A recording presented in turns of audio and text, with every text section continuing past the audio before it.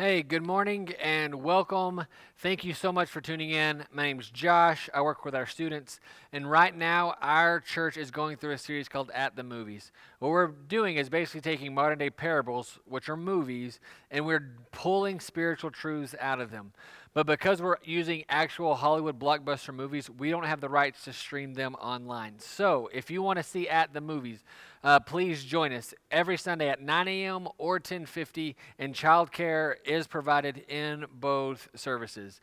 For those of you who are tuning in online, we are in week 4 of 5 of really an in-depth Bible study. These sermons, the last few weeks, today and next week, they're not like the typical sermons we preach on a Sunday morning. These are more like a in-depth Sunday school class, or even like one of my Bible college courses. They're kind of following that. I'm giving you a ton of information, and so to help you with that, I would encourage you to have your Bible out, but I would also encourage you to go to this website right here and to use the resources that I've provided. So, colonialhill.carrd.co. Make sure you go there. This is not a typo. There's 2 R's. colonialhill.carrd.co. And that's going to bring you to a page that looks just like this. We're in week 4, so you need week 4 handout. We're also in week 4 timeline. Okay, so you're going to need week 4 handout and week 4 timeline. That handout is going to look like this. It basically has all the scriptures I'm going to reference, and everything that's going to be on the screen is going to be in this handout. And then you're also going to need this timeline that's referenced here. This is what the timeline looks like. I don't expect you to read this on this screen, but if you pull this timeline up on your phone or on your computer, you'll be able to read it. There's a ton of detail here, and again, I'm telling you, we're going to be real nerdy today, but we're going to reference this timeline a lot, and this might be a great resource for you to keep for after this sermon is over, but it's going to help us make sense of all the detail in this in the rest of the Old Testament, because a lot of stuff is going to happen, okay? So let me reiterate real quick. colonialhill.carrd.co. That's going to pull up the page that lets you get the handout and the timeline. I'm going to refer to that timeline a bunch. If you go to this website, it looks like this. Handout week 4 and week 4 timeline. Those are the 2 links that you need, and this is the timeline, all right? So we're in week 4. If you have not heard the first few sermons, I really encourage you to go back and listen to them, because what I've done is kind of began at the beginning of the Bible and have been telling the story of what happens. Week 1, we talked about this 30,000 foot view where we talked about creation, fall, redemption, restoration. We said God's the main character of the Bible, and we said that God's the hero, and really the Bible, the story of the world's about him. And then in week 2, we dug through the book of Genesis. That was a long one, but it helped set the tone. Last week was a little shorter. We talked about Exodus, Leviticus, Numbers, and Deuteronomy. And then today we're hitting Joshua through Malachi. Next week we're going to finish and tie everything together and talk about Jesus. So we'd love to have you catch up. If you're ready, just know this is a ton of information, okay? So do what you have to do. Pause the video if you need to, but try to stick with me, okay? Try to stick with me. Before I actually get to the book of Joshua, there's a really important chapter in Deuteronomy 28. Before Moses dies, he's going to give these instructions. And these instructions that we find in Deuteronomy 28, they're going to say, hey, if you do these things, there's these blessings. If you don't do these things, you'll have these curses. If you have your handout, this is what it says, okay? It says, if you fully obey the Lord your God and carefully follow all his commands I give you today, the Lord your God will set you high above all the nations on earth. All these blessings will come on you and accompany you if you obey the Lord your God. So the blessings are in the city and in the country, blessings in the fruit of your womb, blessings in the crops of your land, blessings in the young of your livestock, blessing in the basket and kneading trough, blessing against enemies, blessing your barns and all you put your hands to. He's going to establish you as a holy people. The Lord will open the heavens, send rain, and bless all the work of your hands, which all that sounds pretty good, right?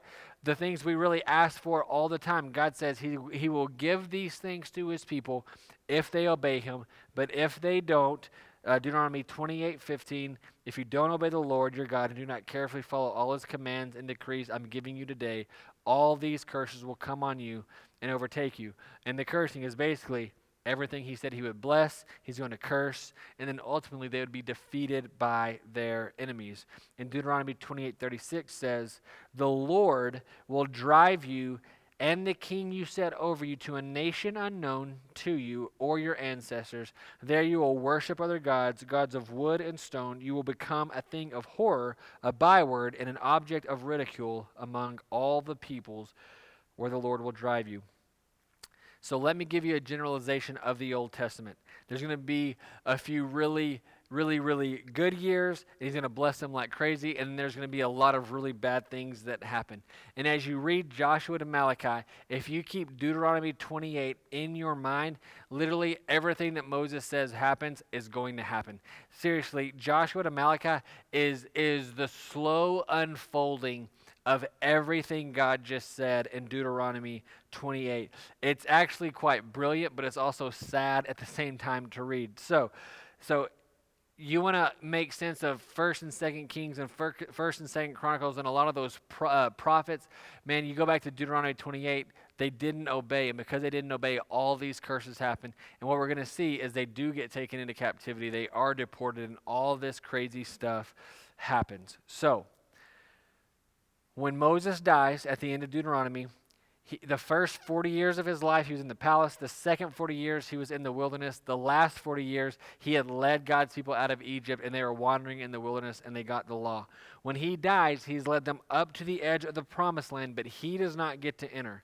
And Joshua, his assistant, has now taken over, and he's going to lead God's people into the land that God promised all the way back in Genesis 12. Do you remember Genesis 12? We talked about this in week 2. But Genesis 12 said, "The Lord said to Abram, go from your country, your people, your father's household to the land I will show you. I will make you into a great nation. I will bless you, and I will make your name great, and you will be a blessing. I will bless those who bless you, and whoever curses you I will curse, and all the peoples on earth will be blessed through you." And then he's going to reiterate that in Genesis 15 and Genesis 17 and many other places. And he's going to have these certain themes that we've already talked about, land, seed, and blessing. And listen, as God has promised those things, what you see in the book of Joshua is some of those things actually begin to be fulfilled. The book of Joshua is about God's people conquering the people who inhabit the promised land so they can take possession of the land that God had been promising them for hundreds and hundreds of years. So it's in the story of Joshua that you see the story of Rahab the harlot in Jericho. Jericho is the first city that they conquered. The spies go in to spy the city. Rahab hides them. And then she says, "Hey, when you guys go back, when you guys raid this city, remember me." And so when they go in and take the city over, Rahab and her family are spared, and they kind of become involved with God's people. And so the book of Joshua really is about the conquest of the land of Canaan. It's the land of Canaan. It's the promised land. They're going in and they're conquering these different cities and taking over this land that God had promised to give them. And there's a lot of crazy things that happen. They don't conquer every piece of the land, but they conquer quite a bit of it. After the book of Joshua is the book of Judges, okay? And when Joshua dies, there's not necessarily another person to take over him. And so you enter this period of Judges where certain people, man or a woman, would rise up and kind of lead the nation for a small amount of time. And so the book of Judges, like in the book of Joshua, all these good things are happening. God's people are taking over. In the book of Judges, it almost immediately begins to go downhill. In fact, some of the most appalling stories in the Bible are honestly found here in the book of Judges. And as you read the book of Judges, it goes from bad to worse. But there's this kind of consistent cycle that happens in Judges. And it's called the cycle of Judges. I forgot to say this. So Joshua is about the taking over the land of Canaan. What happens in the book of Judges is people go from bad to worse. The people of Canaan actually begin to influence God's people. I don't think that's a word, but I made it up. But it's like this canonization, like the Israelites are going in, they're supposed to be following God, but as they get close to the pagans, they don't kill them all, and those pagans begin to influence them, and then God's people begin to go downhill. And there's this consistent cycle that happens as God's people really are going, there's some really bright moments, but it really, over the course of the book, it trends down really, really badly. But this is the cycle. God's people have sin, and then there's some kind of an oppression, or somebody's kind of conquering or hurting a certain area or region or a group of people, the God's people are going to repent, and then there's this judge that's going to rise up and conquer or fix this problem, and there's going to be a small period of peace, only for God's people to fall back into sin, and then it to start back over. Like this happens over and over and over in the book of Judges. And the way the book ends is in Judges 21:25. It says, "In those days Israel had no king, and everyone did as they saw fit." Some translations will say they did what was right in their own eyes, which really is just a way of saying people kind of followed their heart, and the Bible's never going to tell you to follow your heart. And what happens is it just kind of goes into deeper and deeper and deeper darkness. It's leading them away from the promises of God that really Moses and Joshua had been leading them toward. So that kind of begs the question, the end of Judges is this really dark period. What is God going to do? He's made all these promises. He's done all these different things. What's he going to do? God's already said if his people follow him, he will bless them. If they don't, they're going to be cursed. But also, there's supposed to be some descendant from Genesis 3:15 who's supposed to come and conquer. He's going to crush the head of Satan.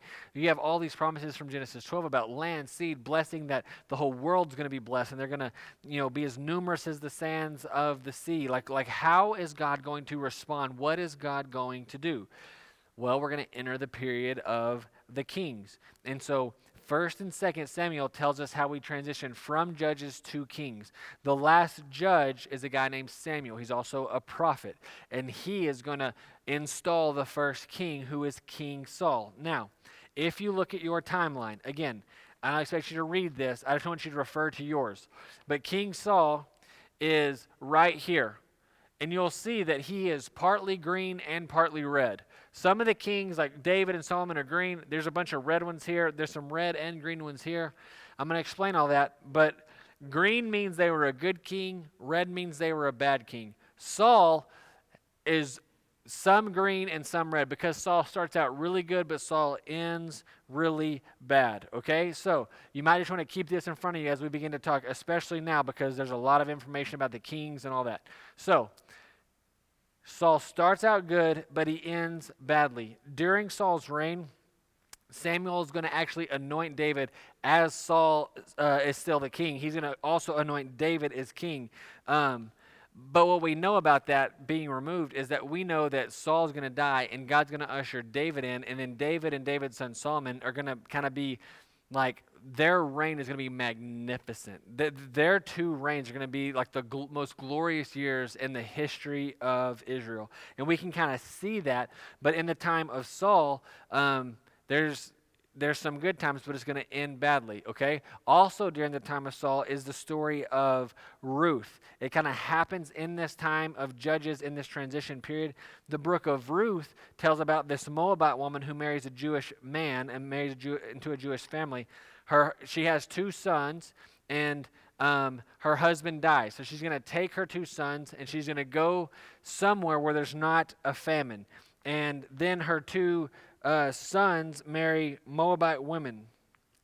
And then her sons are going to die. So you have this Jewish woman, and you have you have this Moabite woman and these 2 women who've married her sons who have died, and she's going to go back to her home. It's kind of like this crazy story where there's a lot of despair. She doesn't know what to do. But in the course of Ruth, one of the daughters-in-law's name is Ruth. They're going to go back. She's going to meet this man named Boaz, and he's actually going to marry Ruth. And so there's these 4 chapters of Ruth. It's really this crazy story that's happening in the time of Judges. It doesn't seem to fit.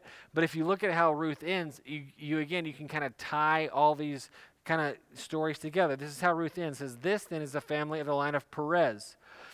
Perez was the father of Hezron. Hezron was the father of Ram. Ram the father of Aminadab. Aminadab the father of Nahshon. Nahshon the father of Salmon. Salmon the father of Boaz. Boaz the father of Obed. Obed the father of Jesse. Jesse the father of David." So David's going to become the king, right? And this is important.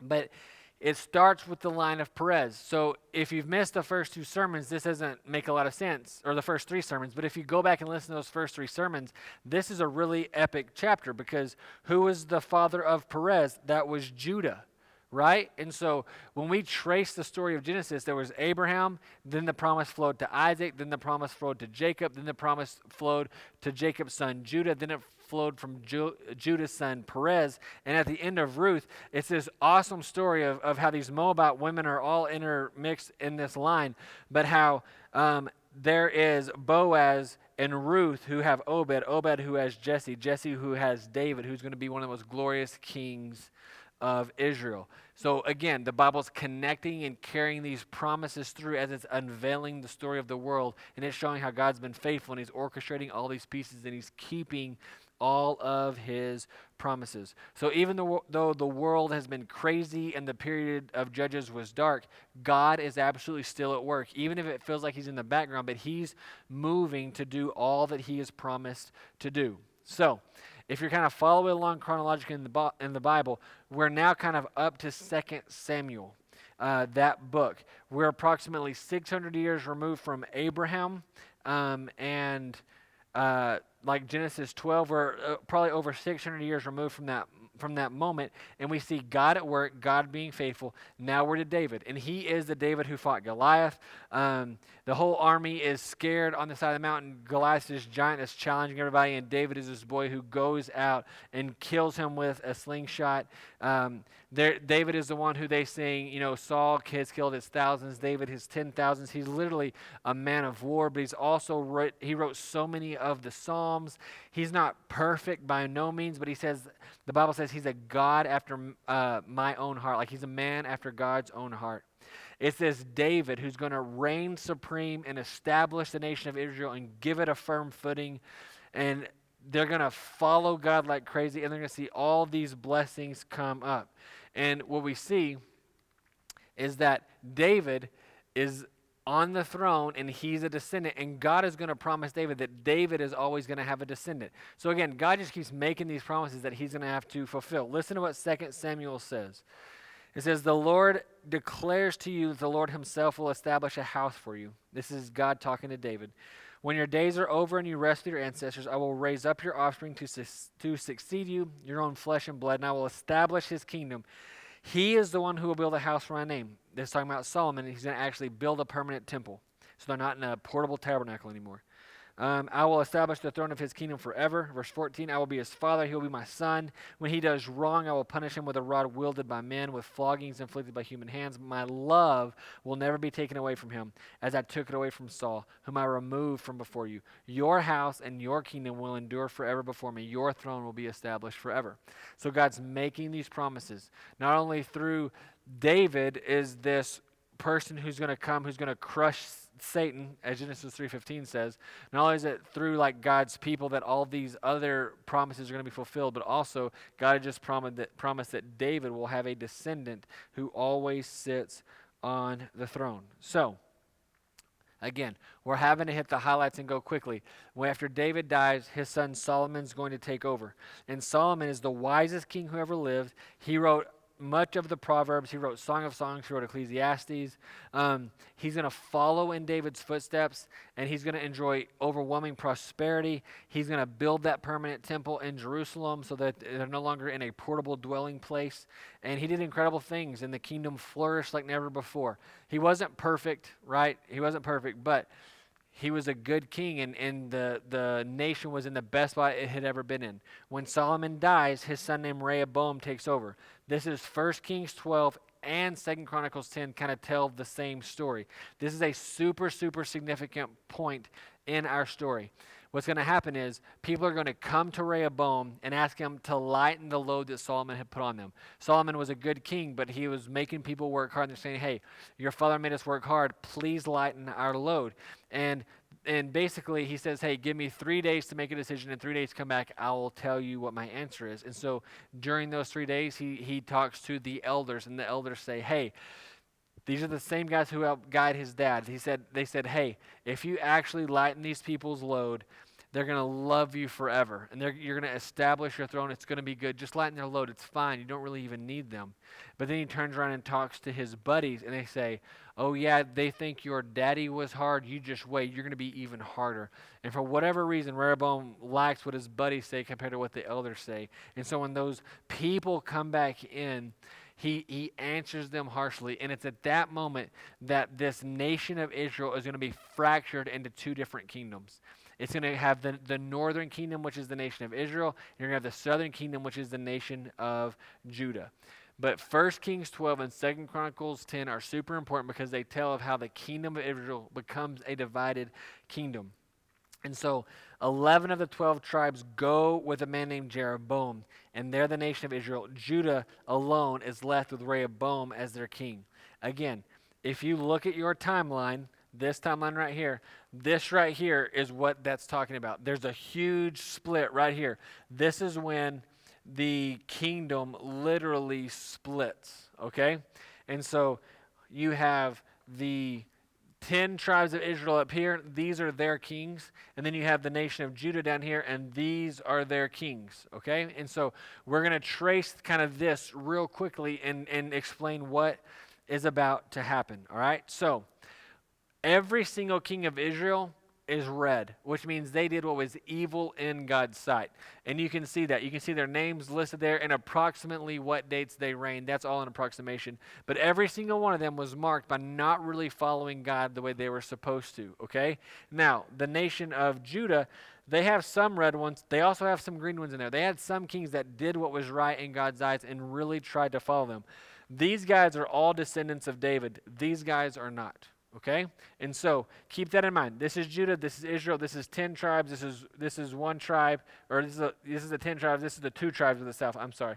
And so this right here is going to explain and give context to like the rest of the kings in the Chronicles when they're talking about these different kings ruling and how long, and it just kind of like they're explaining both of these at the same time. Okay? So keep that timeline in front of you as we kind of talk about this. When you look and you see the fact that every single king did evil in God's eyes, they followed the Baals, they followed the Ashtaroth, they rebelled against God. That's the context for some of the stories and some of the prophets. Like when you think about the prophet Elijah, and you think about like that story when he's on Mount Carmel and he's in that fight with the prophets of Baal. That's because the nation of Israel is worshiping Baal, and he's coming in and saying Baal is a false prophet, and he is kind of fighting with those people. That's like the more full context for people like Elijah and Elisha. They're speaking against these kings who really aren't following God, and they're speaking against them. That's kind of happening in this time period. When you see this, you see some of them doing right, some of them doing bad, and this is going to carry all the way to these significant points here, okay? Here, you have some people invading us, and there's some key dates that you really need to hear. So, if God's people rebel, going back to Genesis 28, if God's people rebel, eventually it says there's going to be this unknown people come in and conquer them and even take them captive and even kind of scatter them and deport them. That's what's about to happen in the story of the world, all right? What's going to happen is the Assyrians are going to come first, and they're going to invade and they're going to conquer Israel. So they're going to conquer the northern kingdom in 722 BC. You can read about this in 2 Kings 17, okay? But 722 is a super, super, super important year. They're going to deport Israel, and they're going to deport a bunch of people, and they're going to go into exile. As you read 2 Kings 17, it explains the Assyrian exile, and it explains all the wickedness that Israel did, all that wickedness. God's going to allow the Assyrians to conquer God's people because he's fulfilling his own words from all the way back in Deuteronomy 28, because his people are rebellious. The context and the time period of Jonah is this. Right? The Assyrians have conquered and they've invaded. Jonah is supposed to go to Nineveh, which is the capital of Assyria. And so if you think about Jonah, God is sending a Jewish person to preach to a pagan city, but it's not just any pagan city. It's the capital of Assyria, who had conquered and deported the nation of Israel. Jonah gets a bad rap for hating the Ninevites, but we would too. So God, he decides to teach us so much through Jonah. He shows us how he loves people, even pagan people, and we see God calming the storm after Jonah is cast into it, and Jonah is cast in the sea, and the sailors are saved, and we see God sending a fish to follow Jonah, who then repents and goes to preach in Nineveh. We see God's grace that is so patient with Jonah, even after Jonah throws a fit when God doesn't overthrow Nineveh. But that gives you the fuller context of the context of Jonah, because the people he's preaching to are the same people who've done so much harm to his own people. So remember, the nation is divided. The northern kingdom, Israel, is conquered by the Assyrians in 722 BC. The southern kingdom is Judah. They will be conquered, but it will be a bit later by the Babylonians, okay? What's going to happen is, in the course of actual history, Assyria conquers Israel in 722, but before Israel is conquered, the Babylonians come and conquer Assyria. So the ruling nation of the world in 722 was Assyria. In 586, the ruling nation of the world is the Babylonians. They're the ones who are kind of ruling the world. And so it may seem harsh to think that God is allowing his people to be conquered, but not only did he predict this hundreds of years before in Deuteronomy 28, but before, during, and after these pagans are invading God's people and deporting them, all during that, and even when it's over, God is repeatedly sending his prophets to warn them and to call and to compel his people to change and to return to him, and they consistently refuse. God's always sending his prophets to warn them to turn back, and almost always they refuse to listen to God's prophets, and then the effects of their rebellion is that they get taken captive and deported. But this is the context of Isaiah, Jeremiah, Ezekiel, Daniel, and more. They're predicting these things are going to happen, and they do. They're warning God's people to turn back to God, and they don't. God is not just doing these things. He's constantly trying to call his people back to him. We just won't listen. So, as the story goes, the last king of Judah who did right in the eyes of God is about the same time Israel gets deported. So about this time is roughly about the time of Hezekiah, and he was kind of the last guy in green. Josiah's pretty good too. I'm not sure why he's not green. I stole this timeline from the internet, but it's really helpful. About the last green one you have is about the same time that Israel gets deported. And then kind of these last 100 or so years, you just kind of have a bunch of evil kings, and you see even the nation of Judah kind of going downhill. You will see that in your timeline there are several deportations here. So the Babylonians come in and they conquer the nation of Israel, but they allow Judah to continue operating as a nation. They're just kind of under, and they have to pay tribute and do some different things to the Babylonians. And so the Babylonians come in and conquer them, and they deport people. The first and second deportation, this is kind of the context for Daniel. Daniel is in that group that they kind of come in, they find the youngest, the best, the brightest, the most handsome. They're deporting them back to Babylon. They're going to try to brainwash them and assimilate them into Babylonian culture. And you have the stories of Daniel, where he and his friends aren't really doing what the Babylonians want him to do. But if you read the first half of Daniel, it's about him being deported and following God even in the midst of a pagan nation. The last half of Daniel is Daniel predicting all this right here. All these different things with Persia and the Greeks and the Romans. It's actually pretty fascinating when you study the back half of Daniel. So here's a little bit of world history. The Assyrians are the ones who conquered Israel in 722. They're conquered by the Babylonians. The Babylonians are the ones who conquered Judah. And then in 586, it's no longer deporting. That's when they come in and literally sack Jerusalem, burn down the walls, and do all that. But later, the Babylonians are going to be conquered by the Persians. And then a little bit later, the Persians are going to be conquered by the Greeks. That's Alexander the Great. And then a little bit later in life, the Greeks will be conquered by the Romans. And it's the Romans who are in power when Jesus is born. Again, you learn about that in high school world history, but it really is the story of the Bible and the story of the world. I find that fascinating. I hope that you're enjoying nerding out with me a little bit, because that's what we're doing. So that's kind of the story of the world. But this is how 2 Chronicles and 2 Kings end, okay? The Babylonians invade Jerusalem and they sack it. And so the last king, Zedekiah, he's supposed to be under Babylon and paying tribute, and he tries to like rebel against them, and they literally come in and they clean house. They're going to tear down the walls. They're going to tear down the temple. They're going to burn everything. This is one of the saddest stories to me in the Old Testament. They take Zedekiah and they murder his sons in front of his eyes, and then they pluck out his eyeballs. So the last thing he sees is the murder of his sons. Then they send him off, deported into Babylon, and they literally just crush Jerusalem, the temple, the very way of life for God's people. It's actually quite devastating. It's the year 586, and that is I think the way to think about it would be like the center of culture, the center of life, the center of society. Your entire worldview revolves around Jerusalem and this temple. And they literally come in and they destroy it and flatten it. And it's like, what do you do? That's why there's stuff, I mean, some of the, like the lamentations and the sadness and the weeping when people see Jerusalem in ruins, like that's what it's tied up in. It's hard for us to fathom and grasp that, but that's exactly what is happening. So, as the story goes, again, Persia is going to conquer the Babylonians in 539 BC. That's the fuller context for books like Haggai and Zephaniah. Like they're writing during those times. And then what's going to happen is in the reign of Persia, there's going to be some people who say, hey, we're Jews. Can we please go back to Jerusalem and rebuild the temple and rebuild the walls? And the king of Persia is actually going to say yes. And so then you have the stories of like Ezra, Nehemiah, and Esther. And so Ezra is going to tell the story of how God's people get permission to go back and complete the rebuilding of the temple in Jerusalem. Nehemiah is going to tell how they get permission to go back and rebuild the walls. And then Esther is the story of how this Jewish woman is going to become the queen of Persia, and she's going to save the Jewish people from annihilation.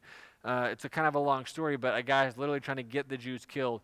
Esther's going to raise up, save the Jews, and she's going to, as a result of the book of Esther, there's a festival called Purim that the Jewish people still celebrate to this day. That's the celebration of them not being annihilated, and that comes straight from the book of Esther. So, the Old Testament ends with the book of Malachi.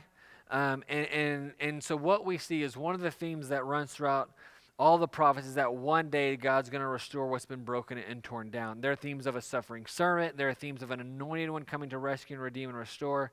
God repeatedly says somehow that he's going to save a remnant. They're going to be his people. They're going to be their God. But after Malachi, there comes this 400-year silence where it almost seems like, God's people have been destroyed. They're trying to rebuild stuff. It's not the same as it was in David and Solomon. And then there's this silence. It almost seems like God is gone. There's no more writing of the Bible. It's really this kind of sad and devastating time. And then you have that moment in the New Testament where the angel's going to appear to John the Baptist, and he's going to come to Mary, and they're announcing that there's this John the Baptist is going to be born, and then Jesus is going to be born. And it's like the heavens are erupting because the whole Old Testament has been going. Then God was kind of silent, and then God is back. He's on the move. He's up to something. He's going to fulfill his plan.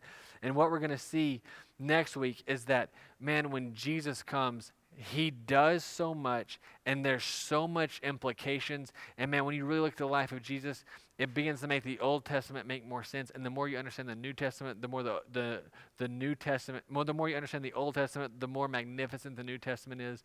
And by the end of next week, my hope, my prayer is that you are just left in awe and wonder and worship and thanks because of Jesus and God and how he set this whole thing up. Now, I'm not going to do it, but if you have your hand out, here's what I would do if I was you. I would read Nehemiah 9. And so what happens in Nehemiah 9 is that they're recounting the story of God. They're basically recounting what I've done in sessions 2, in session 3, and then today in session 4. They're retelling the story. And if you were to take it just a few minutes right now and read Nehemiah 9, what you're going to see is that the biblical writers, I believe, they tell the story the way I've tried to tell the story. They see God as the main character.